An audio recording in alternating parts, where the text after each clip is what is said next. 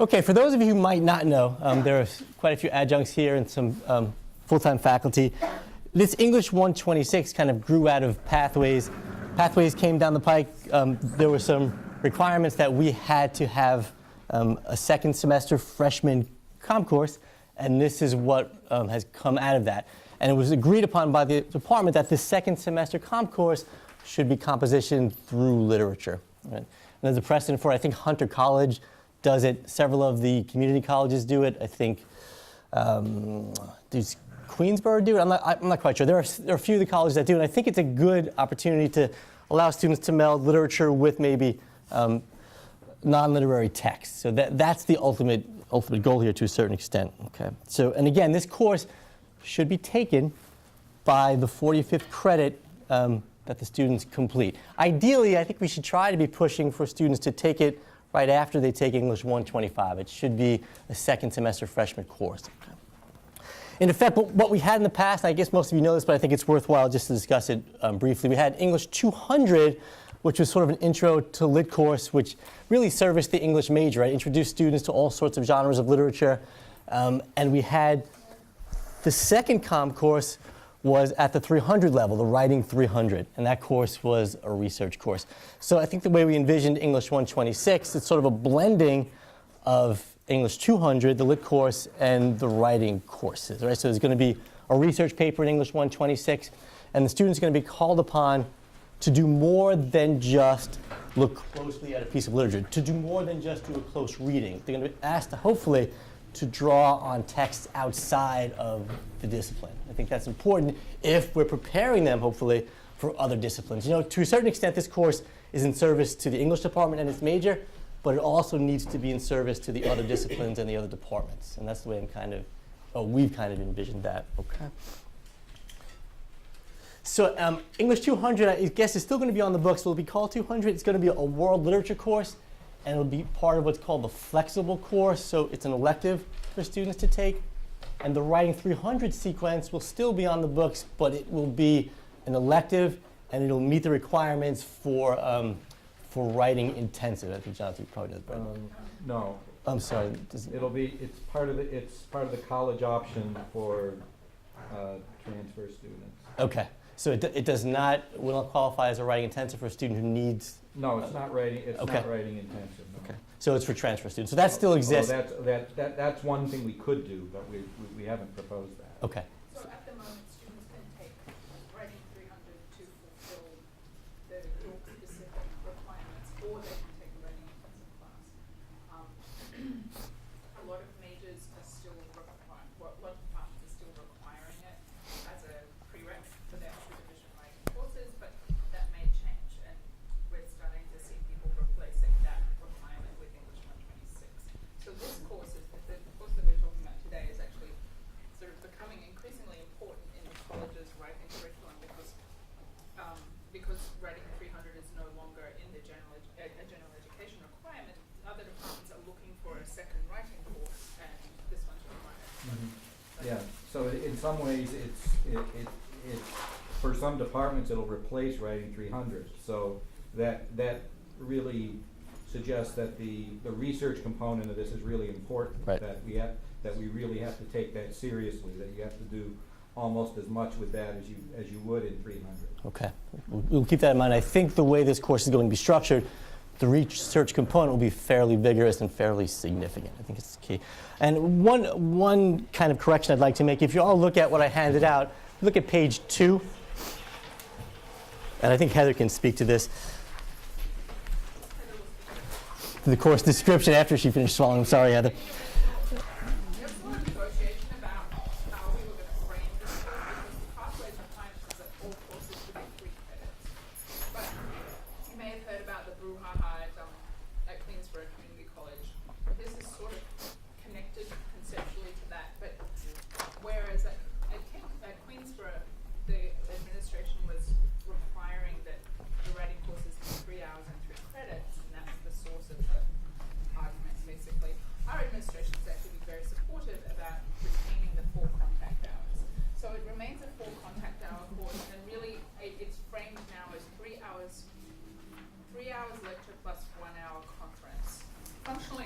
work exactly the same as it does already. There will be 4 scheduled classroom hours per week. But I won't go into why we had to change the language, but we had to change the language to reflect that, and it's really like community baseball stuff. Community baseball, that's right. It now reads 3 hours lecture, 1 hour plus 1 hour conference. That's right. So, and that will be reflected when these documents go up onto the Blackboard site, which they will, and to the website, it'll reflect that as well. Okay. And so again, we kind of envisioned this course as 2 parts, right? Responding to, looking closely at literature and finding ways to take that literature and put it in a larger framework, integrating other disciplines, again, as a service to the department and both to the college as a whole. A couple things I want to highlight. One thing that is important to Pathways and their objectives is to ensure that the types of papers that students are writing, right, the high-stakes essays, are very argument-driven, thesis-based. All right? So fewer response type of papers and more papers where students are forced to craft and create an argument. And if you don't mind, look at page 2 under the learning objectives.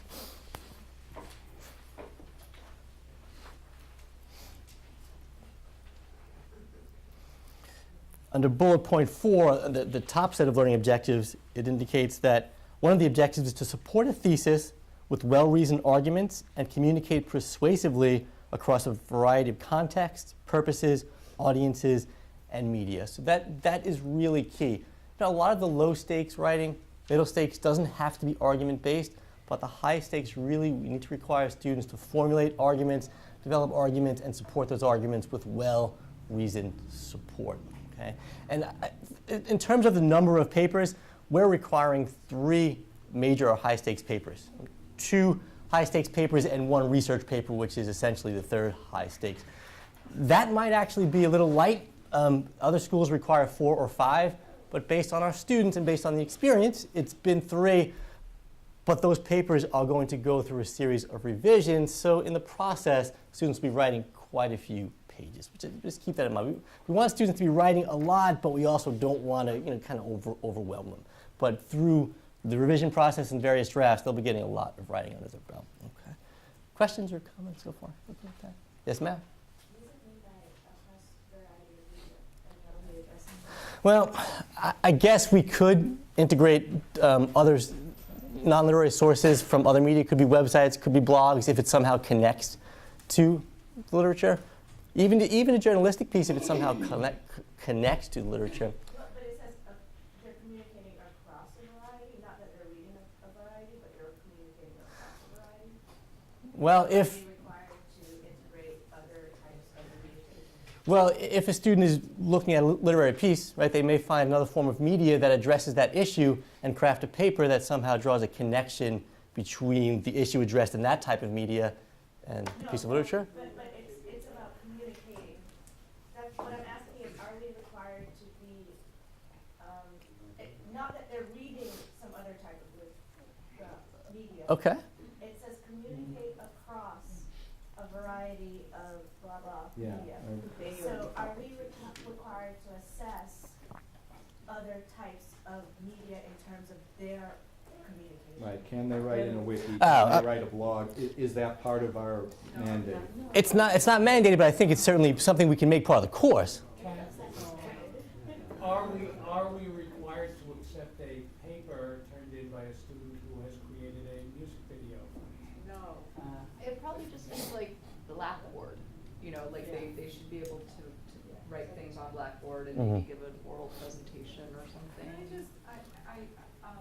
Thank you everybody for coming. It's wonderful to see you here and participating.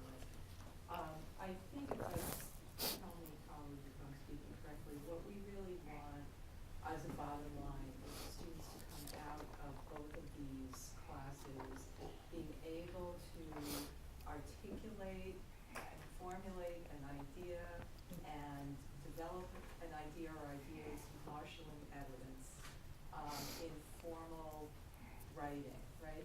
So that's the formal work. If you want to have them do a blog or yada yada as part of the scaffolding, that's, you can do that.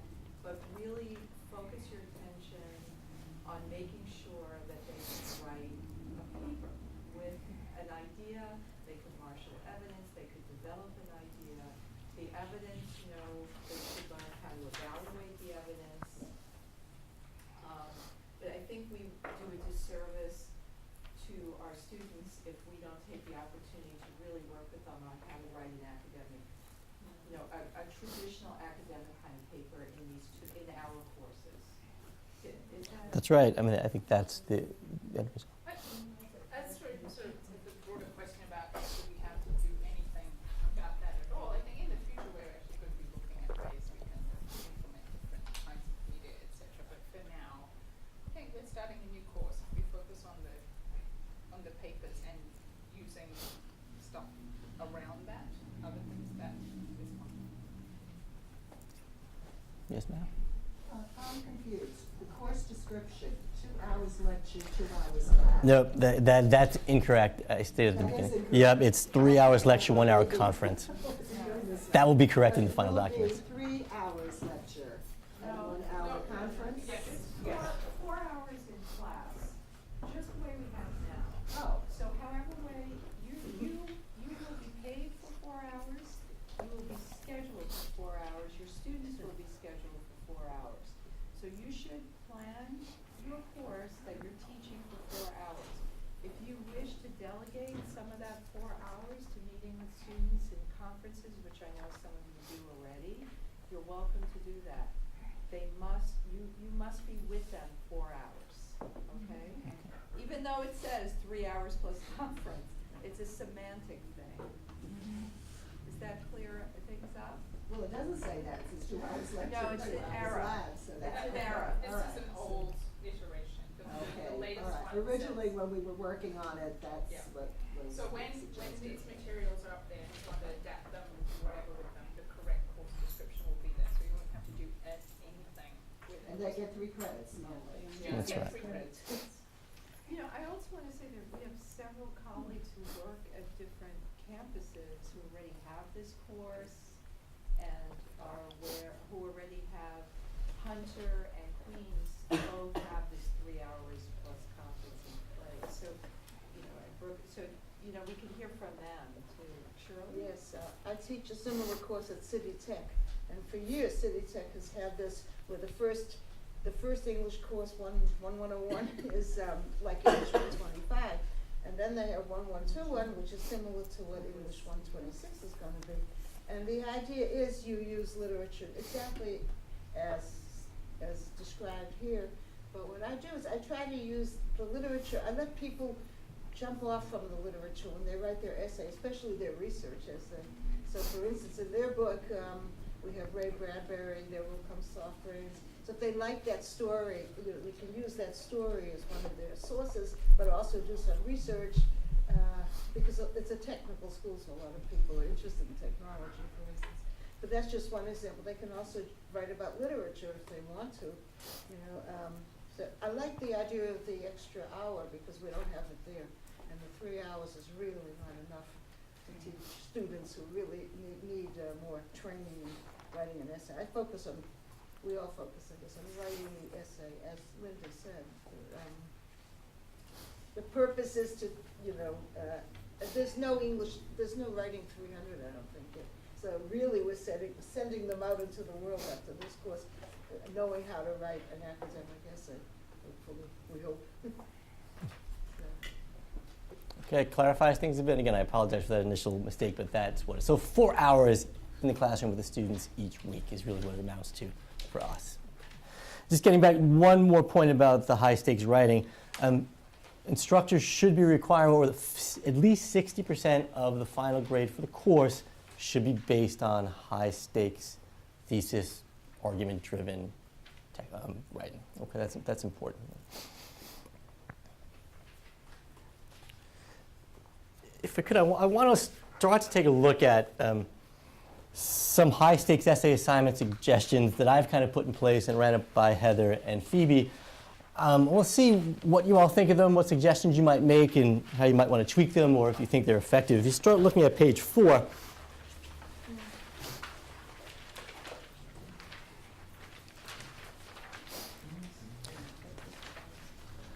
I've kind of broke it up into 2 categories.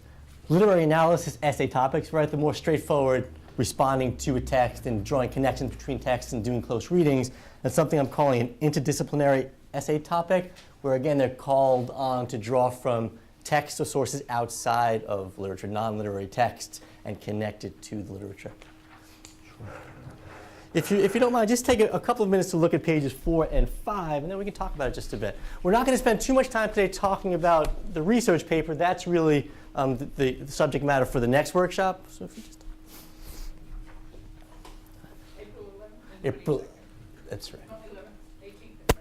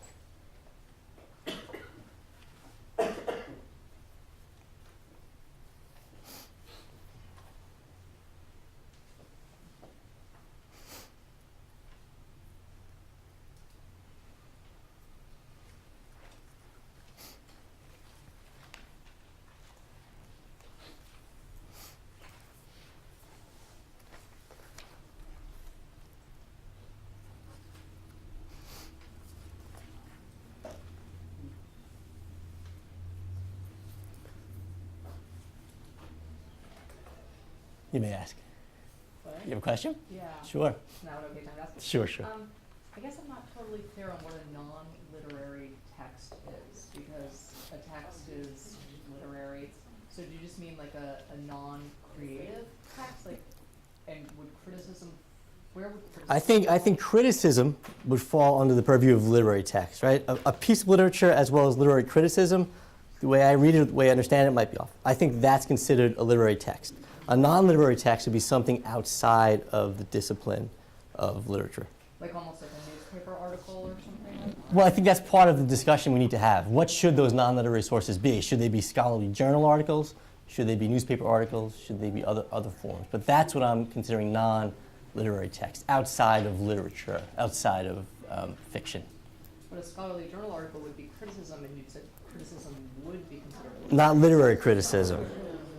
But it could be a sociology paper or a history paper. Sociology, philosophy, psychology. That's right. The other disciplines. The other disciplines. The students are, engaged in. But, yeah, I mean, the question is whether they will, really be ready to be immersed in that at this point. That's right. The concern is that I think it's a very good idea to have students drawing from other disciplines. The question arises, how complex should those non-literary sources be? Should they be academic scholarly journals, or should they be from readings more akin to the types of readings we have in the 125 readers, New Yorker articles, those sorts of things? I think that's part of the issue. Yeah, I mean, a question. I'm sorry, there's a question here.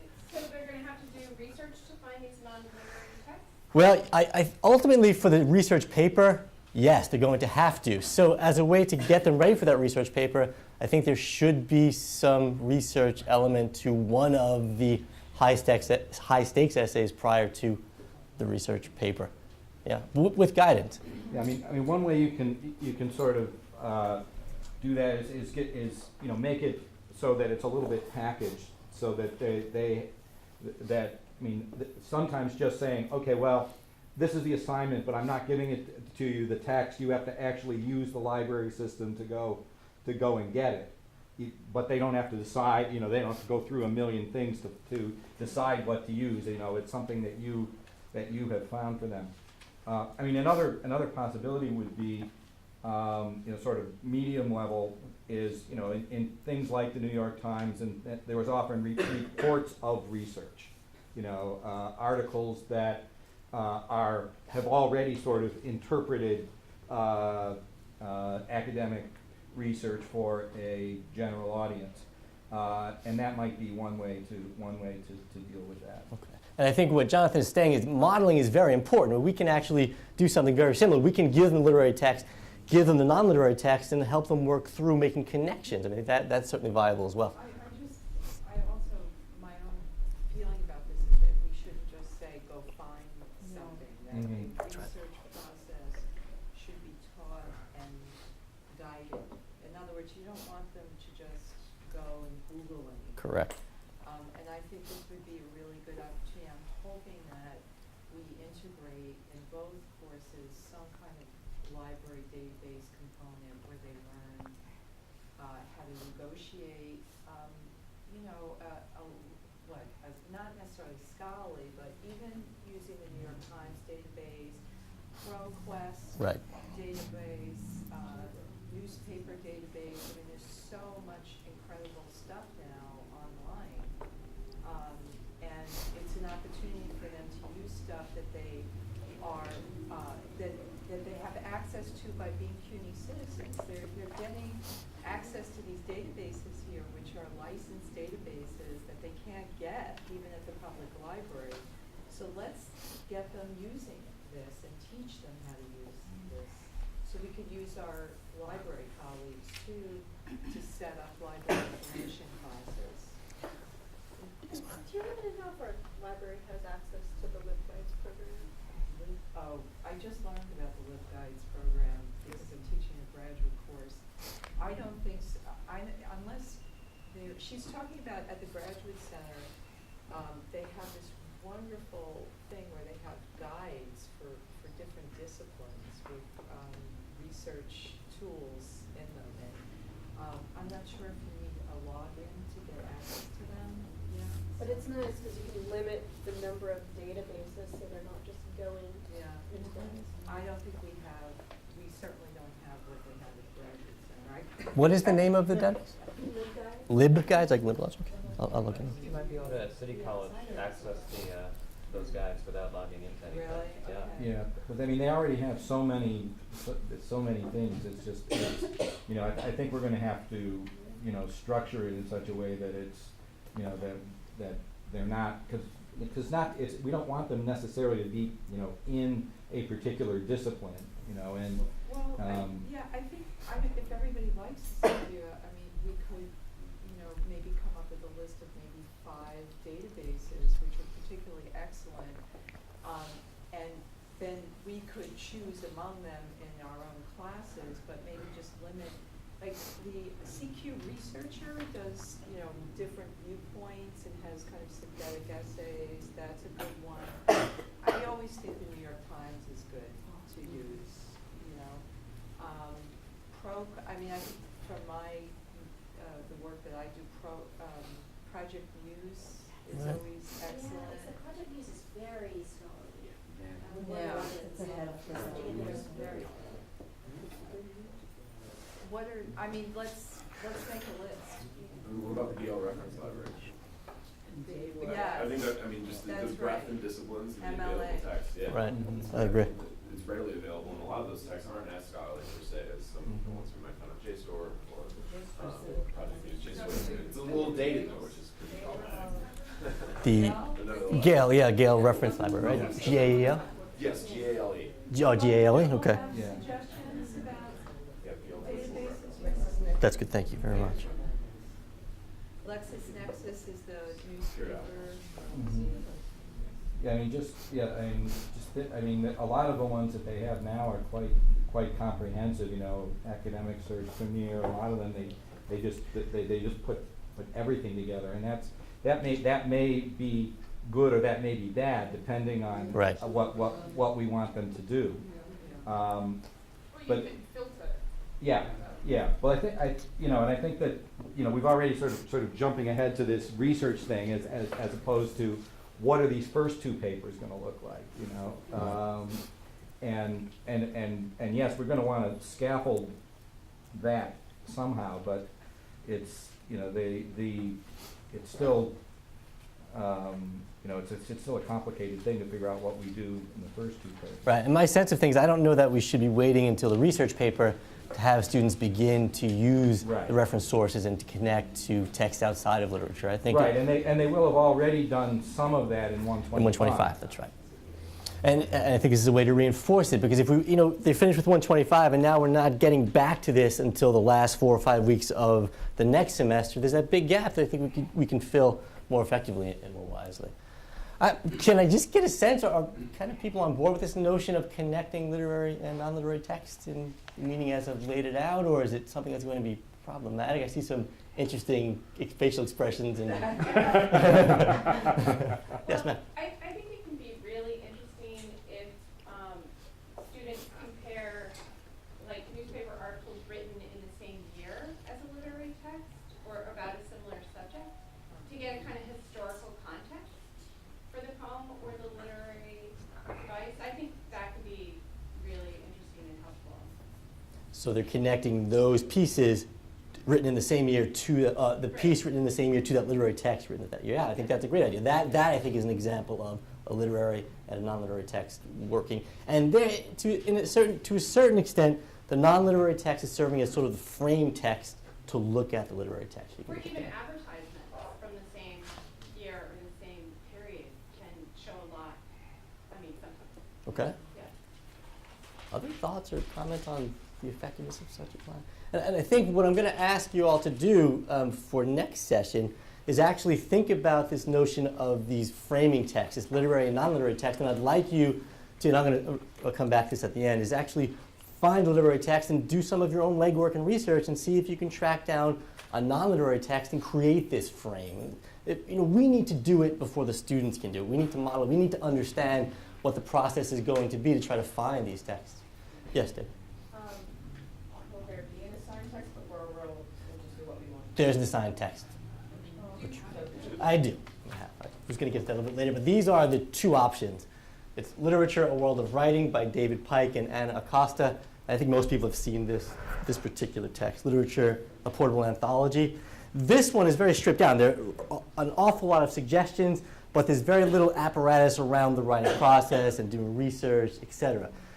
This has a lot more of that, a lot more of the apparatus. How do we conduct research? How do we create arguments, right? How do we create thesis statements? How do we connect text? So that's what I'm giving an option. Some instructors really like to have the apparatus worked into the text so they can use that. Other seasoned instructors that have a whole set of apparatus at their fingertips might want to use something like this, which is relatively cheap. I think it's $50 some odd. You would probably know, how much is it? Yeah, it's under that. And it's, I want to say there's a new edition right now, but by the time we're teaching out of it, it won't be brand new anymore, so there'll be used copies as well. It's somewhere around $30 or $40. Which is reasonable. Which compared to the book we're using right now is extremely cheap. And is that, I think the bookstore marks up these texts about 30%, so it might be 30% above that. I don't know, my experience, Jim. Yeah, they should. So these are the two texts. I'll pass it around, and there's going to be a little assignment I'm going to ask you to do in class, a little collaborative work, and I'm just going to give you the table of contents for both texts so you get a sense of what the readings are. And most of these anthologies, they have essentially the same readings. There are a few differences, but most of them are.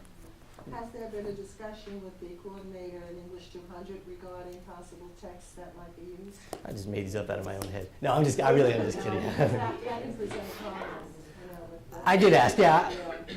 That's strictly literary for the English 200 course teacher, or the world, global, I'm sure that includes global literature, right? Both of these?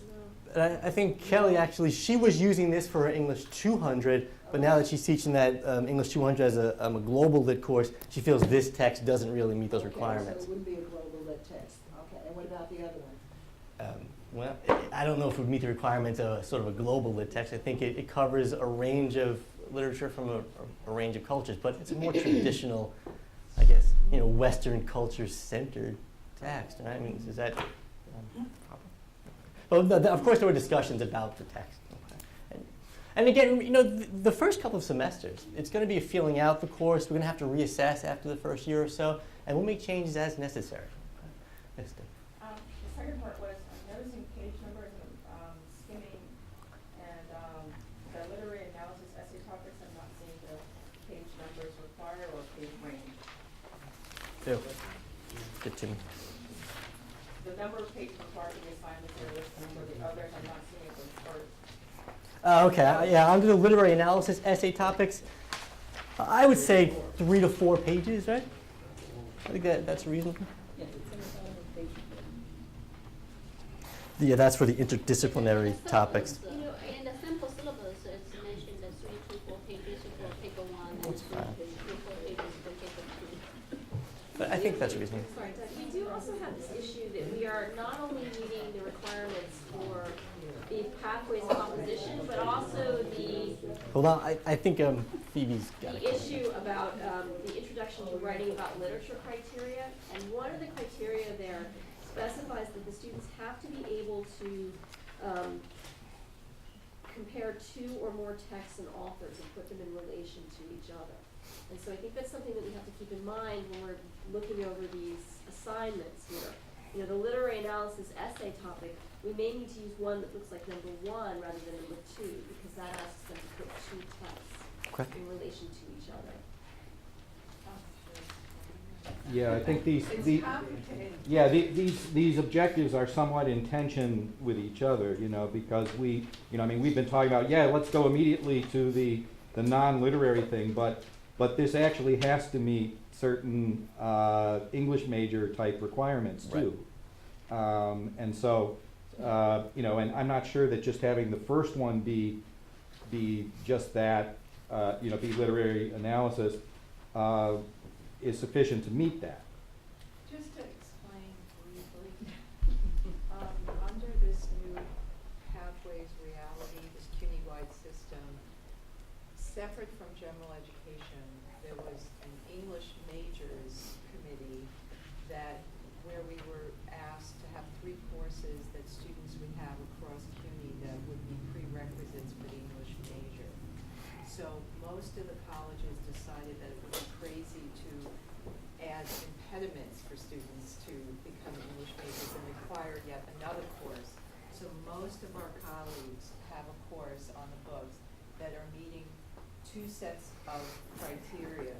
This course is going to count for 2 things. It counts as a second half of composition, and it also counts as the intro to lit requirement for any student who wants to major in English. So that's what Jonathan's talking about.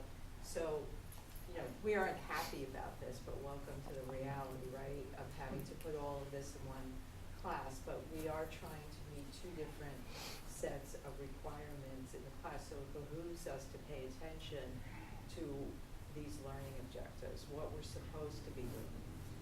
Does that help? And I mean, maybe we can do some of that through, some of the informal writing. Maybe have maybe a midterm that asks them to do this sort of thing, more literary. Right. Well, it seems to me if the second paper is sort of an interdisciplinary paper, part of the scaffolding is going to require students to take that literary text, that piece of literature, and do a close reading of it. So that's meeting that requirement, right?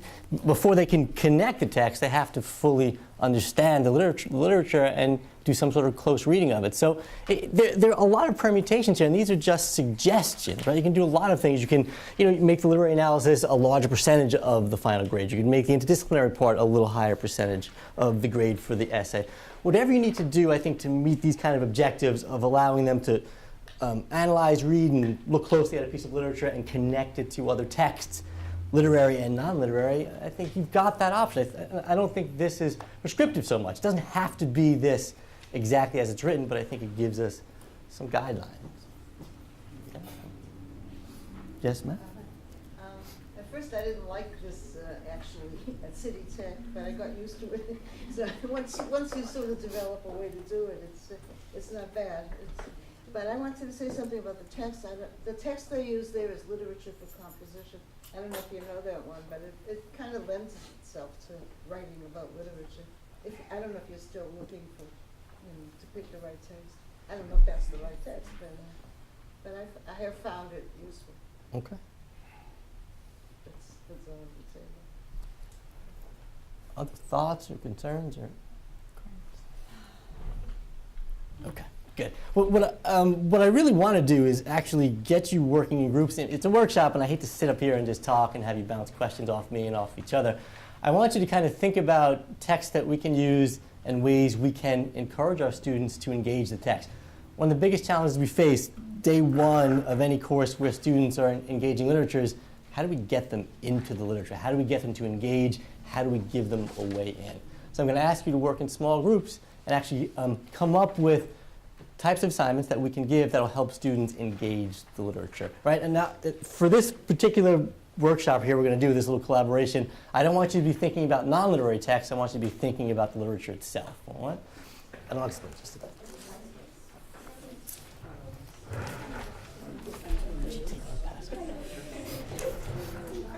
The danger is that we're trying to do both, we really don't need it. You know, we just happen to be writing about what we're inventing time. So we have the same thing, we have a research paper requirement. I would like you to work with 2 or 3 of your colleagues, however it's going to be arranged most effectively for you, okay? And if you don't mind, just take a look at the bold text there on this little assignment sheet. As a means to address that challenge, the means of getting students engaged in the literature, with 2 of your colleagues, I would like you to consider specific exercises and assignments you might create to help students approach literary text, particularly within the first few weeks of the semester. Okay? The tasks that you come up with could be tasks in which students are asked to work collaboratively or individually, or a combination of both. The tasks might be low stakes or middle stakes in nature. If possible, make the tasks specific to a work or works of fiction from one of the 2 anthologies that will be used in English 126. And what's coming around now is a table of contents for both texts. All right? So, Exactly the same range that was there. Right here. Now, what they do with that, I'm sorry. can I borrow the table of contents for this text? Thank you.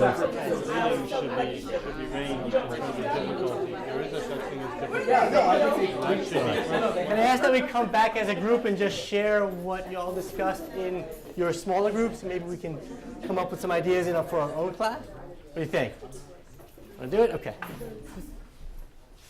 Who'd like to start? Who's got a really good assignment idea you want to share? Well, I will go first. Initially, I think one of the easier genres we decided to kind of tackle was drama. In the previous literature anthology, A Man in a Case appears very early. And an assignment that we were discussing that, or even Trifles, as a 1-act. A really good way to get students to engage with the original text would be to create an additional scene or an additional act afterwards. In order for them to write that successfully, they'd have to understand kind of the dynamics of the plot, the characters, kind of their quirks and everything like that, in order to kind of continue the story. So we felt that was an initial good way to kind of get them to engage in the text, but also create something low stakes and creative at the same time. Okay, so creating an additional scene, and to do it, you have to understand the context of the work and the structure. Very good. Also dramatic structure. We could have the mini trifles in the class, like have everyone get a part, and that way bring all the students in to participate. And then after they've done that together, then they can go and write their own scene, maybe an additional scene. And then Stephen also suggested they could perform them. So it brings it back to the performance aspect, which involves them, gets them to participate. Yeah, I like that a lot. Anybody's welcome, yeah. I guess we're going in order now? And you could kind of chime in and respond to what the groups have. Well, Lynn and I were talking about in the early selections, focusing on the fiction, short stories, offering either 2 or 3 choices of the stories and having the students work in groups for understanding the theme and how the characters specifically reflect that theme and how it's the imagery that also bears out the theme for it. And then having the students from the various groups, a representative, discuss with the class those stories maybe that were not discussed, whichever ones were not chosen. And then writing a response to the discussion, collecting it, not necessarily grading it, and just considering that to be an in-class assignment, and just the student getting credit for having participated in an in-class assignment. I like it. Yeah, particularly we're looking at the short story, which is only very short. It's only 1 page, with a story of an hour. Yeah. Okay, and we could, ask the students to look at the character and how the character reflects the time and the history and the women's position at that time. And also the story is full of images, imagery, so we could ask the students to focus on one or two images. I like it a lot. I think one thing that came up that's interesting that when students are doing collaborative work, and I think most of you know this or subscribe to this, that there should be some finished product here that they need to submit or that needs to be somehow evaluated. I think it makes the collaborative work, they take it much more seriously and they really kind of buckle down. They have to pay attention and not be working on other assignments. Right. Because they're doing group work. And often these very, very open discussion questions don't work very well in groups. Right? The discussions tend to go on tangents and it's tough to kind of rein them in. I find a group of about 4 is beyond 4 can be a problem. I find 2 to 4 depending on the size of your class. Okay. And how many groups you want going. Yeah, it gets unwieldy sometimes more than that. Yeah. How about you?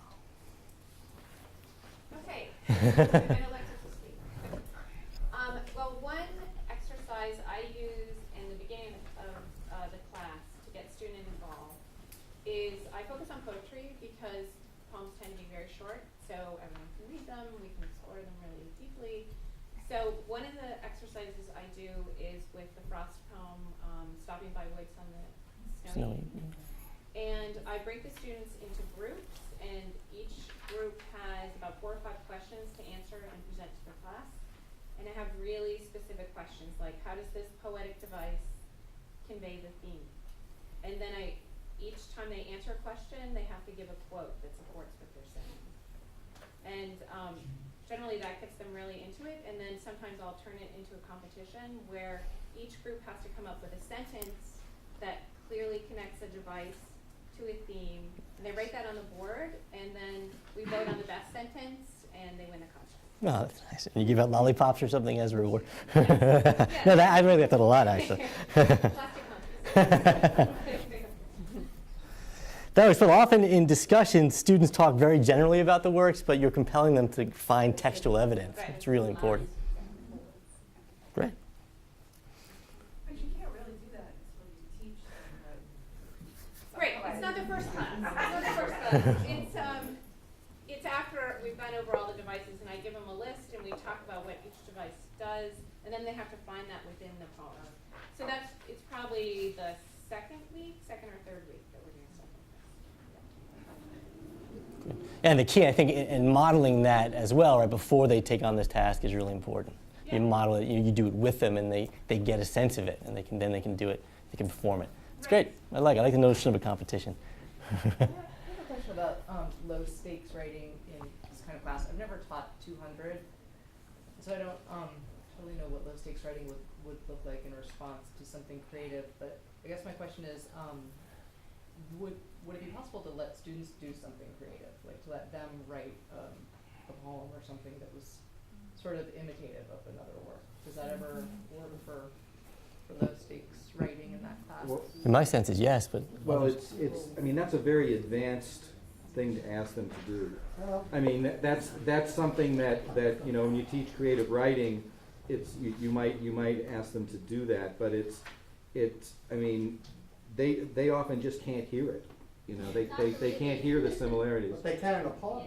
Well, what if it was something really short? Like in our group, we were talking about teaching Bartleby the Scrivener, and so I thought maybe an individual exercise could just a low stakes exercise could be like write about something where you preferred not to. Right. You were doing a task and you didn't want to do it, and what was that experience like? Would that work? Yes. Yeah, once I in my English 200, we read the poem when I was 1 and 20, and it's about the past experience from innocence to experience.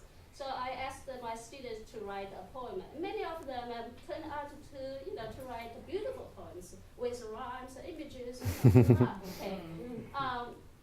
The first several semesters, I even put all their poems together and make a booklet and distribute it to the students. They love it.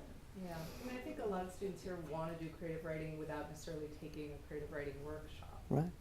And it does. Asked me yesterday in English 125. He said, "Is there a class at York I can take on novel writing?" That's a little bit bad. He's a computer science major. Right. So I couldn't find a class where he could do the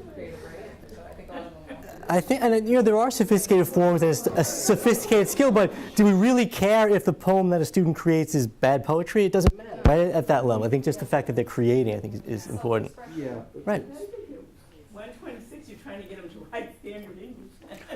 That's Is it, true. you know, mine is, no, you are not creating the poem. You are not creating the story. You are not creating the adjectives. You are translating others. I mean, the danger is that, especially like all through elementary school and so forth, they often use creative writing as a way of escaping from having to make an argument. Yeah. But we can control that, of course. And so reminding them that the essay is, the narrative is just the evidence. It's not the point. Yeah. So sometimes when a student comes to you and says, can I write a poem instead? They're saying, I really don't understand this, and I don't know how to do it, and I don't know how to do it, and I don't know how to write an argument, and this way I won't have to. I think Heather's got a comment. I think we're talking about exercises that get the students to be thesis-driven, evidence-based, etc., etc. So you're like, I think in introducing a writing task that students can be enthusiastic about. Mm-hmm. Seems like a good idea. Yeah, it doesn't have to be either or, and I wouldn't want to do Right. it instead of. So as long as we keep in mind that the products that we're assessing in the class are these three form papers, and to say crudely, there are many ways to skin a cat. Mm-hmm. Right. And that would be one way to get this cat in. But relating to poetry, a good assignment is to take a poem and then write it in prose. So that students understand Yeah, that's the an excellent distinction one. that can be made between the poetical form and prose form. And sometimes they're very good, they're better than the original poem.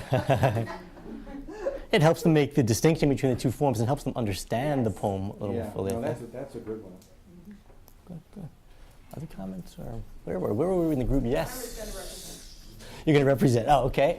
Yes. We selected, more or less arbitrarily, I think, Jamaica Kincaid's short story Girl, which is basically voice giving a girl advice on how to be a girl. And assuming this is early in the semester, a couple of low stakes or group work could be, does the students, anyone like the narrator? If so, who and how you feel about the person? What do you think the person shares with the narrator in terms of, or what is the person you're thinking of who's like this? What does this other person share in terms of worldview with the speaker of the poem? Could write and share experiences with the group about this person. Another is, have you ever heard these recommendations before on how to be a girl? And maybe think of them, and what kind of a girl would this produce? Would you want to be this kind of a girl, or would you like to know this kind of a girl?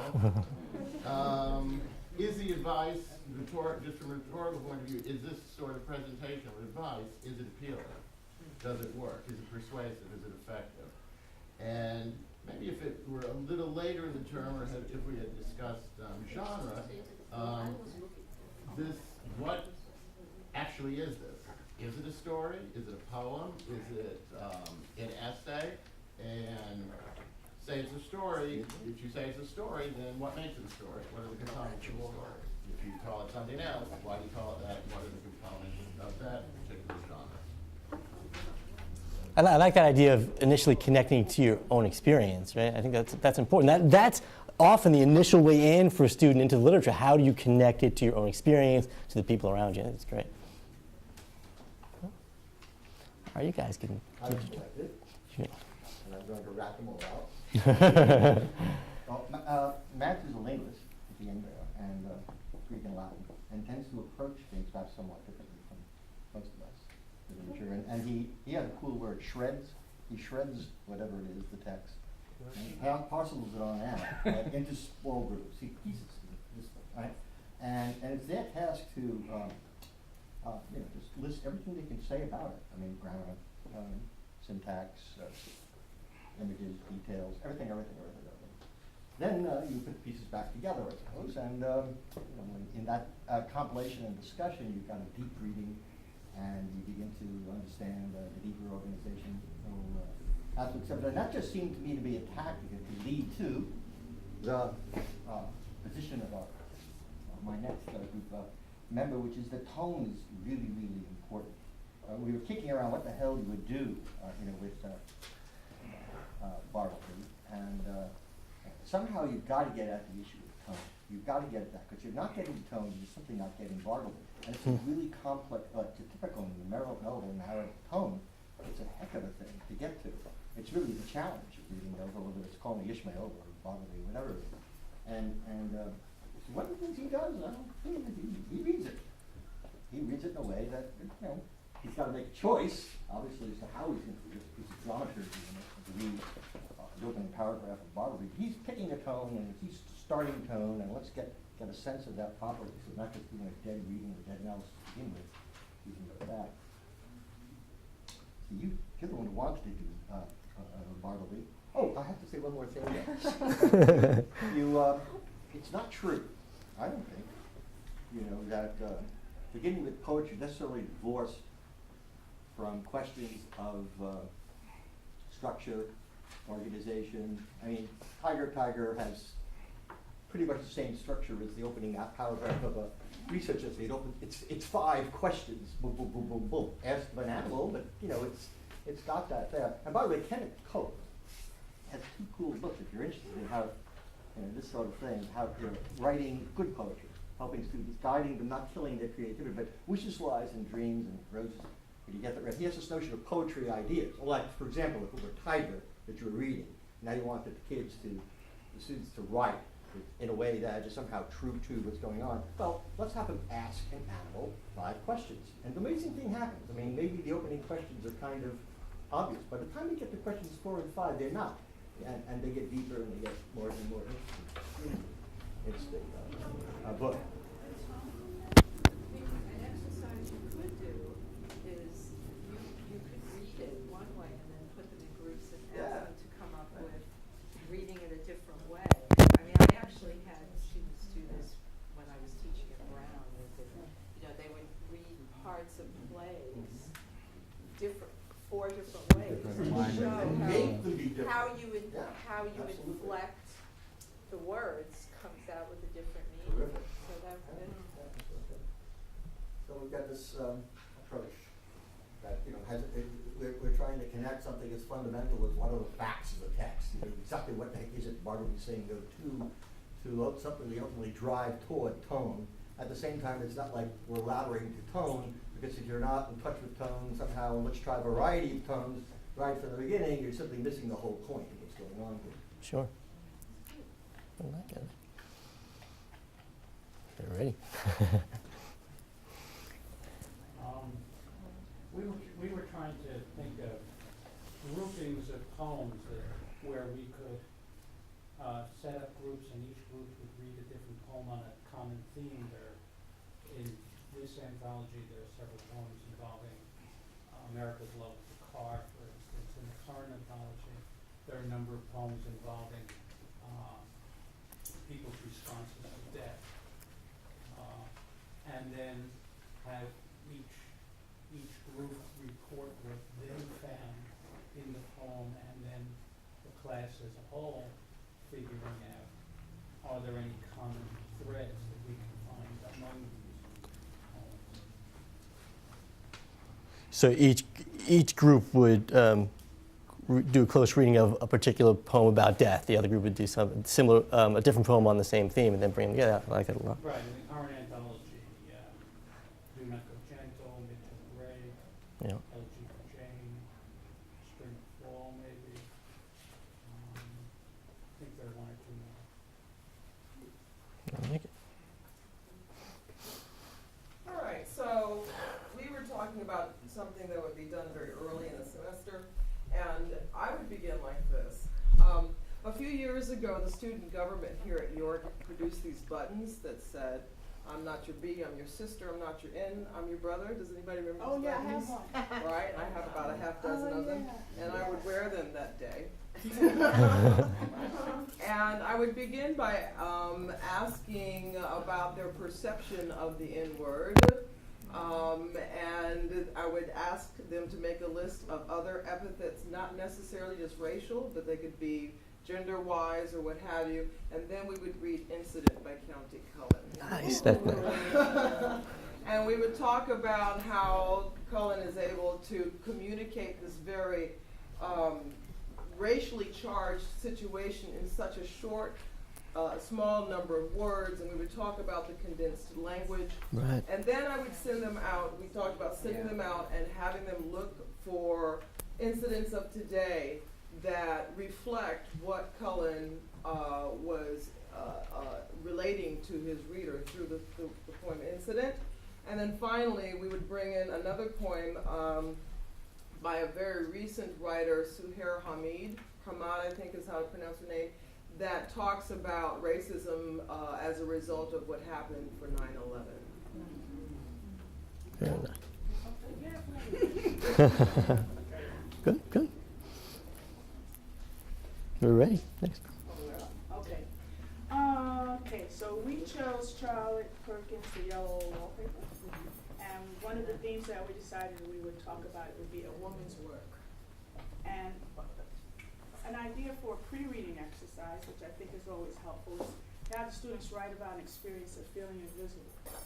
And then have the group read in class for about maybe 15 or 20 minutes so that they can at least share in the reading aspect of, not just saying, oh, did you read it last night? Did you read it before class? Let's read a little bit in class, okay? And then have a group reading exercise that maybe have the students locate descriptions in the setting in the text that represent the main character's descent into depression, but using the setting to represent that. Some of the exercises that we came up with was the following writing prompts, like what price does the main character pay for not pursuing her dream, her vocation?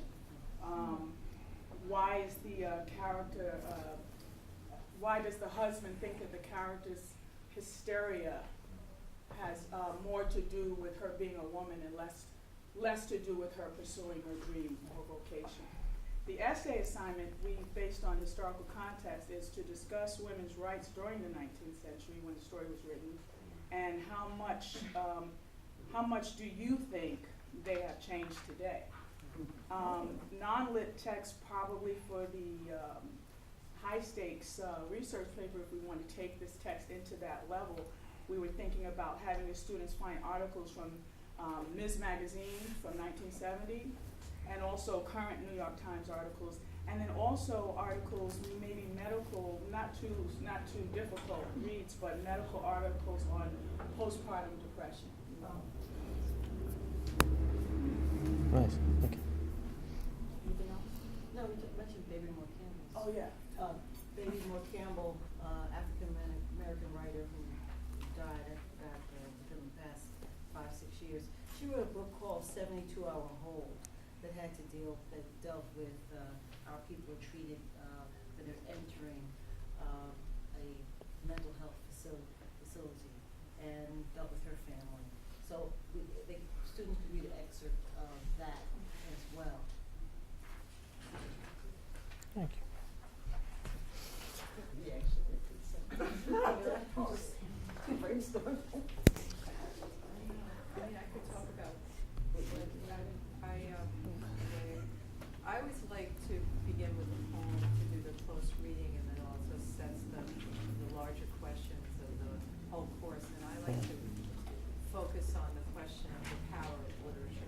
Like why should we be reading literature at all? And one of the things I've always done is used 1836 law, slave law from North Carolina, where if someone was caught reading, they would get 36 lashes, and juxtapose that with a poem by Frances Ellen Watkins Harper, where she's talking about, from the voice of an older woman learning how to read surreptitiously, and asking them, well, what do we learn if we just read the law? What do we know? What do we know differently if we've read the poem?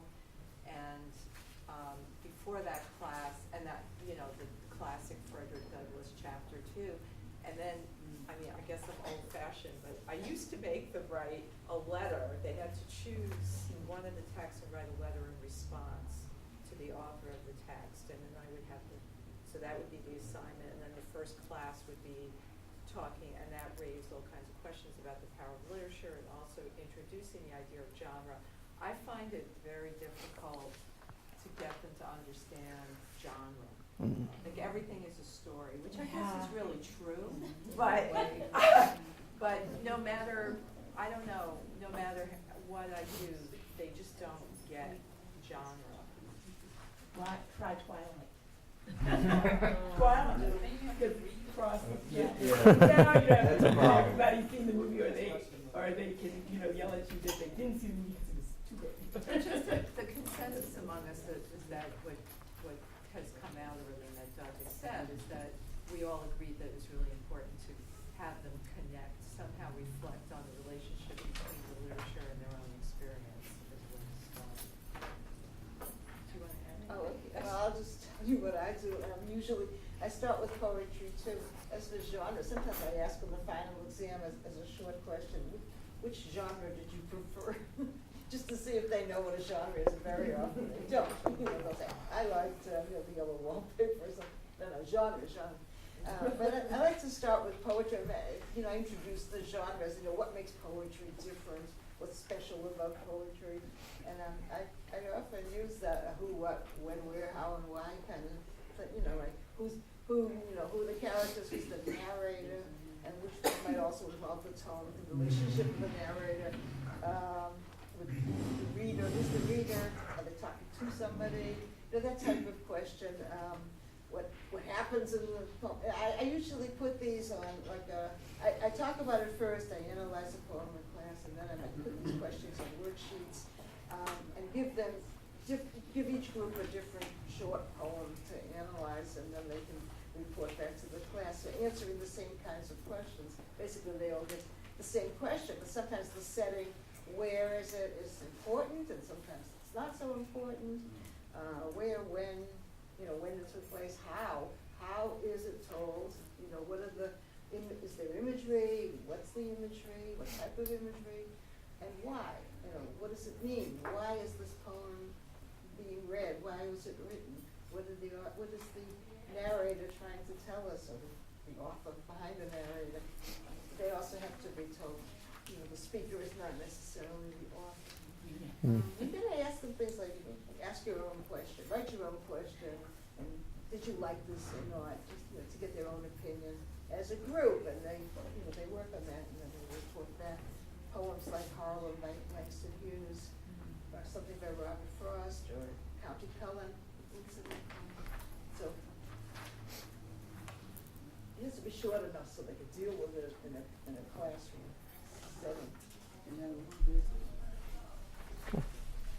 Talk about Robert Frost, or you want me to talk about the poetry stuff in general? Well, we all sort of said we'd start with poetry, so you go ahead. I think I do a similar exercise with poetry. My name's Jordan Shower, by the way. I haven't met most or any of you at all. Just put it out here. It's 302. But in teaching poetry, I like to start with this poem called Film Recess by a Mexican-American educator and writer. And it deals a lot with the symbolic interpretation of, there's a lot of symbolism in it. So first we do a literal interpretation, so what is it actually saying? And then we go to a figurative one or a metaphoric one, what is it meaning? And then from there we ask kind of like, so what? What are kind of the broader cultural implications of it? The philosophical, psychological, sociological. And I think that's kind of what the course in general is striving towards, is first understanding the literature and then applying it to these broader themes of other disciplines. So starting with that and then moving that same exercise onto short stories or onto plays or onto anything else you can talk about historical context or anything is fair game. So we talked about that with using Robert Frost's Walk in the Woods. And you had a similar way, but maybe slightly different. I don't know if you want to add anything.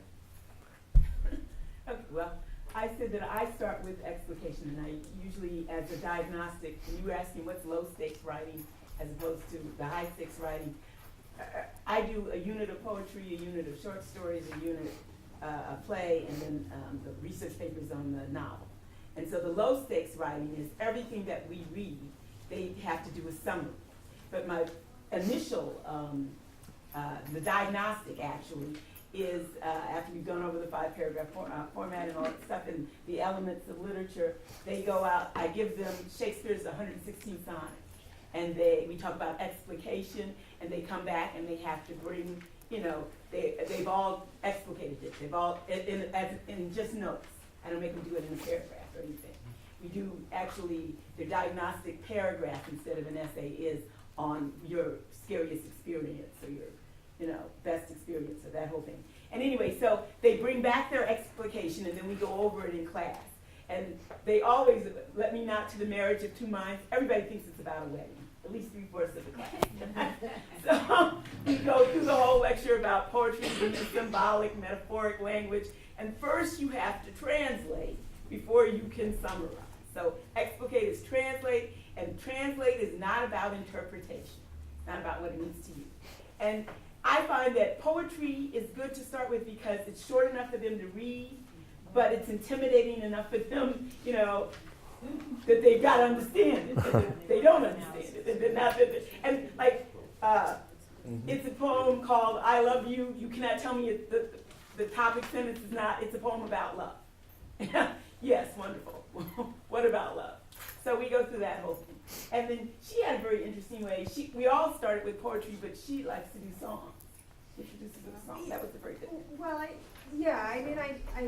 don't conflate poetry and songs for the majority of the unit, but a few years ago, I assigned my students Billy Collins's Introduction to Poetry, where of course he gives all these wonderful invitations for students to experience poetry and laments that they really want to just tie it to a chair and beat it with a rubber hose. And one of my students observed that I kind of forced them to tie poems to chairs and beat them with rubber hoses. So it made me rethink the way I was thinking about teaching poetry, if they were getting that sense of it. So what I like to do is have students as a low stakes assignment early in the semester, and a way of getting into the poetry unit, choose a song that they really like, and to think about all of the different things in the song that lend to the meaning of the song. So is it just the lyrics of the song? Probably not. Is it the rhythm of the song? Is it the repetition of the song? Is it how the songwriter is responding to his or her historical context, or how the songwriter is experimenting with the particular genre of music, or how the songwriter might be relating to other songwriters or other musicians in the field that have come before, or a contemporary with him or her. And I find that getting students to think about language as really relational and meaning, not necessarily as being something that you beat out of a text, but instead language or a text being something where somebody is, an author who's serious about language, is trying something out and experimenting with things in different ways, is a way of getting them interested in poetry, and also trying to shake them out of that sense that they will find the meaning of the poem and that there is a right meaning of the poem, and also opening it up to where they're accomplishing what I want, which is not that they necessarily come up with the right or what I think is the right answer for the meaning of a text, but that they're able to explain why they think a text means what it means based on details and evidence from the text. Okay, I think it's about time. Thank you very much. I really appreciate you. Good conversation input. Just indulge me for another minute before you go. If you have to run, that's fine. Homework, right? Sorry. For the next session, and I'll send out an email indicating this, I'd like you to do something for me. Two options here. I'd like you, if you could, create 2 high-stakes assignments based on works of literature from one of the 2 course texts. You've got the table of contents. Caddy Ann has got desk copies of both texts, so if you work with her, she can let you take one for a short time. 2 high-stakes assignments, or create 1 high-stakes and 2 low or middle-stakes assignments based, again, on readings from 1 or 2 texts. I will email it out. And I encourage you to think about possible frames. think about what the frame might be, and think about the literary text as well as the non-literary text, and start to consider what level of complexity that non-literary text should be. I think we're going to have some difference of opinion. Thank you all very much. I appreciate you indulging this time. All right.